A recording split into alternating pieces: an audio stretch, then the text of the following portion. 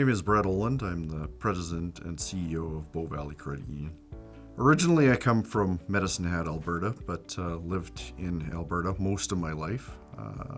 And I'm actually a fourth generation Albertan and an eighth generation Canadian. So the main difference between Bow Valley Credit Union and a regular bank is a couple of things. The first one being we are member owned, we're not shareholder owned.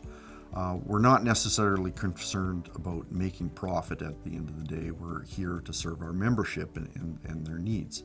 Because Bow Valley Credit Union is asset-backed, it instills confidence in our financial institution. Whereas if it's just backed by fiat currency or government promises, if there's a failure in the confidence to the financial institution or the government, basically the fiat currency fails. Gold and silver as an asset backing of an organization has been around for thousands of years and has been considered money and a hard asset for thousands of years.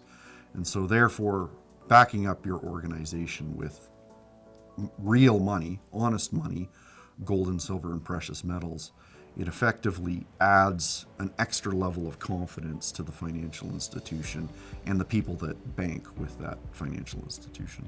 I don't agree with central bank digital currencies. I don't agree with digital identification, open banking, anything that basically, not necessarily this government, but a government in the future may be able to take control of and basically dictate how you live your life. For example, with the central bank digital currency, it not only records sort of the date, time, amount of your transaction, but can also track what you got with your transaction. So for example, if you went to the grocery store and you bought too much red meat, or not enough vegetables, or too many French fries or something like that, effectively what you could do with the central bank digital currency is shut down your account if they don't agree with what you're purchasing at a store. Our vision for the organization is to have it asset-backed, firstly, but also expand throughout the province to give people access to our services throughout Alberta.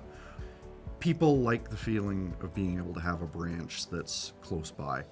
The intention is to actually expand to give more access to basically everybody that would like to take advantage of Bow Valley's Credit Union's value proposition of promoting freedom, liberty, and capitalism, entrepreneurial spirit throughout Alberta.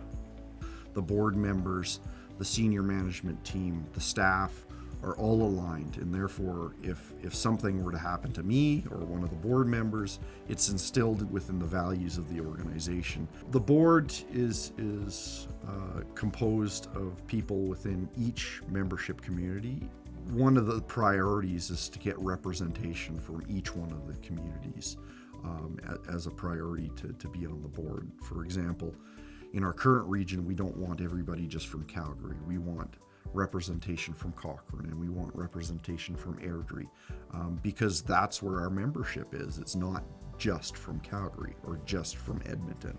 So if the Minister of Finance asked us to seize accounts, we could basically tell them to pound sand because we don't fall under their jurisdiction.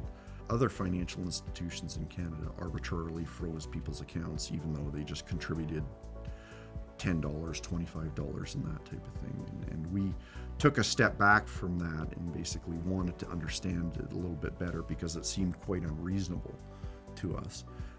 It turned out that we were right as the Emergency Act was overturned, but we're not going to arbitrarily freeze people's accounts just because of some political agenda.